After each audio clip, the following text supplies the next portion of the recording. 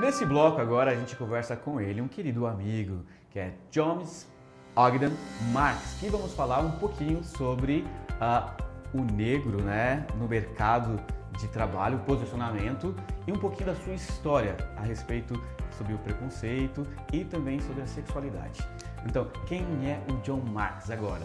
John Marks é um brasileiro, nascido em Porto Velho, Rondônia, filho de militar, porém todos os irmãos e a família é carioca, e que teve a oportunidade de fazer universidade em outro estado. Fiz engenharia de alimentos pela Universidade da Paraíba, depois fiz uma segunda engenharia de produção industrial e tive o privilégio de fazer um mestrado com especialização. Sempre com o apoio dos seus pais? Sempre com o apoio dos meus pais, né? Meus pais sempre... A educação sempre foi o alicerce da nossa família.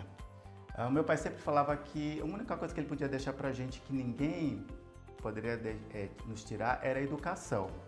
Então esse é o maior patrimônio que eu levo comigo. Que legal.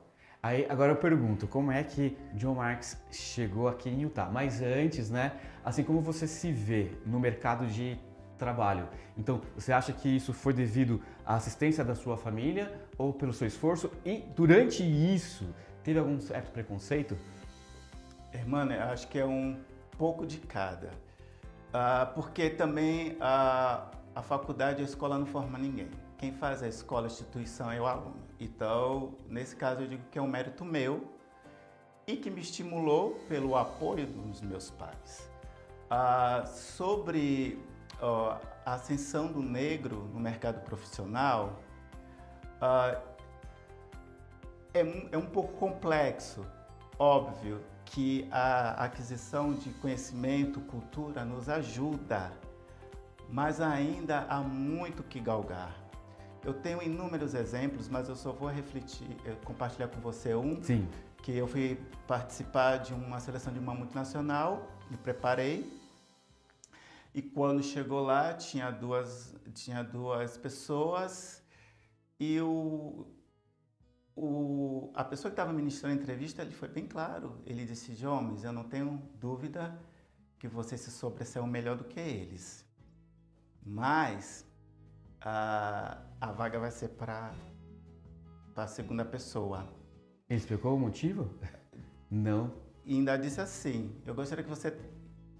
eu vou contratar você então como supervisor sênior, mas sobre a batuta da coordenadora, porque eu estava aplicando para ser coordenador.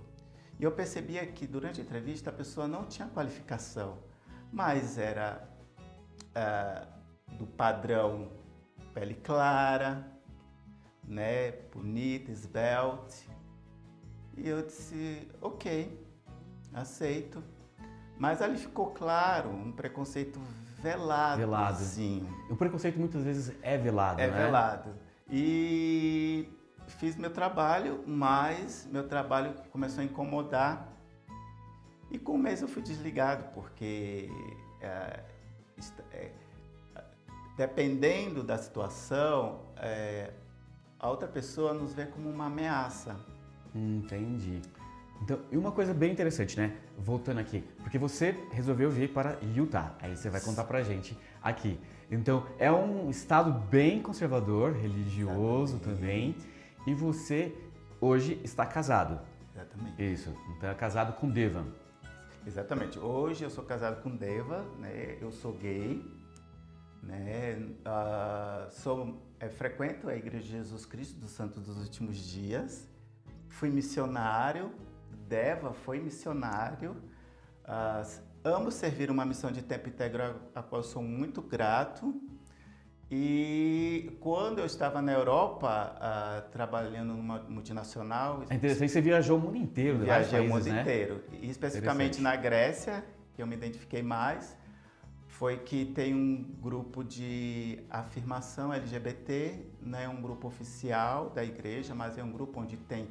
Isso dentro da igreja? E é um grupo de online, online, que não é oficial da igreja, mas então... que as pessoas elas se ajudam ao outro nesse conflito da sexualidade. Alguns são membros casados com as suas esposas, que continuam casados, outros são solteiros, mas que precisa de uma palavra.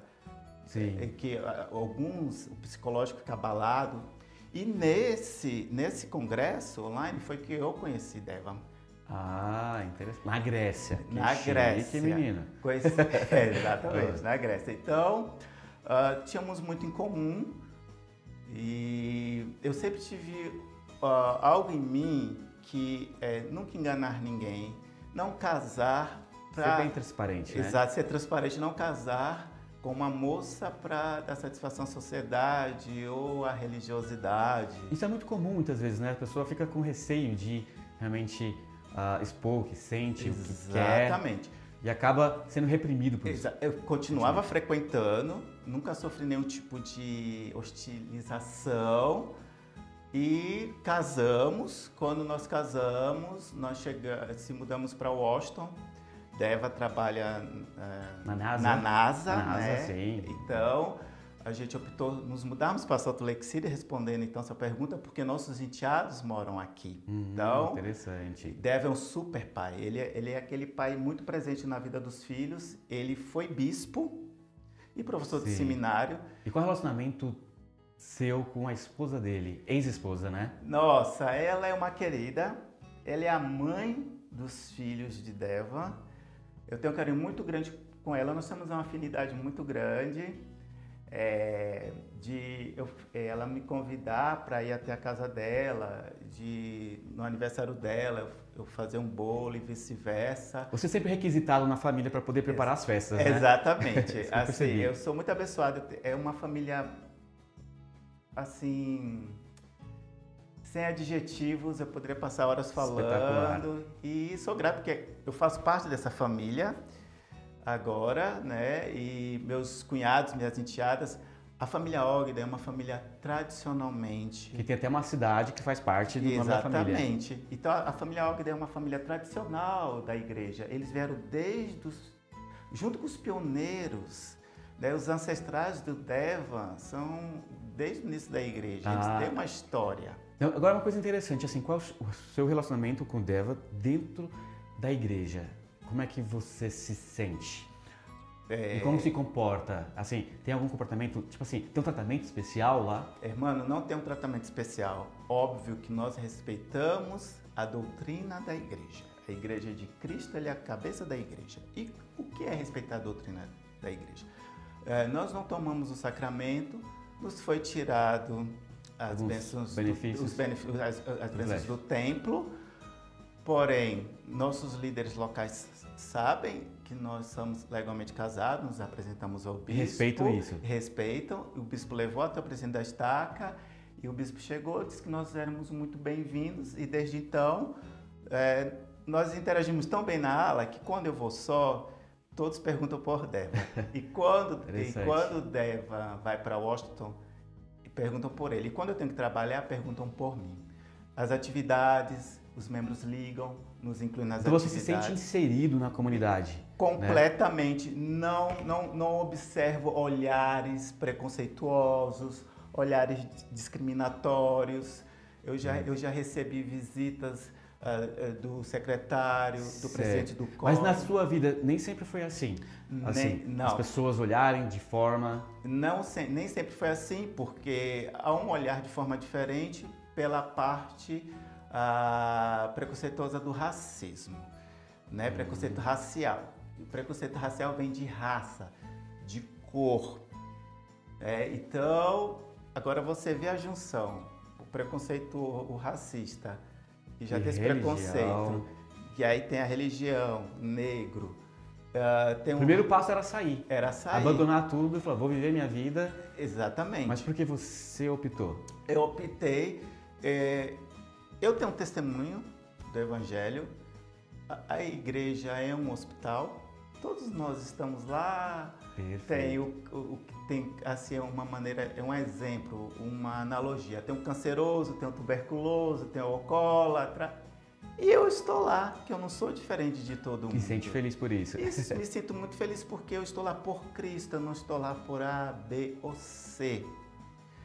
né? E eu sou muito grato. E meus enteados, quando vão discursar alguma participação, eles nos convidam, nós vamos. Que legal.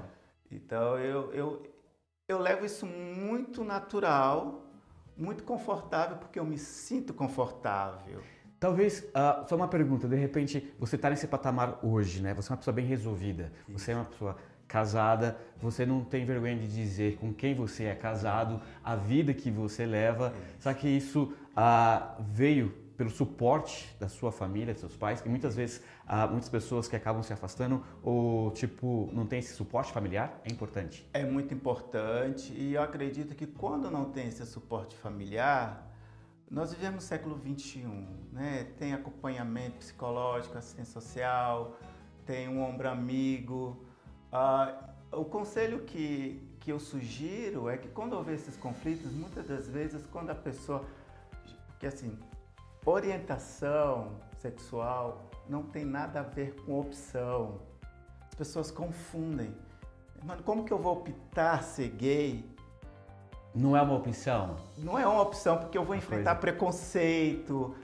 Ninguém escolhe sofrer. Ninguém escolhe sofrer, é orientação.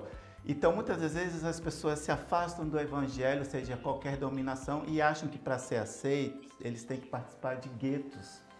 E é aí que nós vemos o famoso rótulo prostituição, drogado, porque acham que para ser aceito eles têm que estarem no gueto, no grupo. Não necessariamente. Não necessariamente. Então, muito obrigado. Nosso tempo agradeço. aqui, realmente a gente poder ficar um bom tempo para poder falar sobre isso. E eu gostaria que você resumisse tudo isso, de repente, numa palavra, para alguém que está em casa, que se identifica com essa história com você. Gente, viver com medo é viver pela metade. Não vivam com medo. Sejam transparentes, honestos consigo mesmo. E confie, né, na sua autoestima. Perfeito. Então, viva, não? Então, isso é muito importante.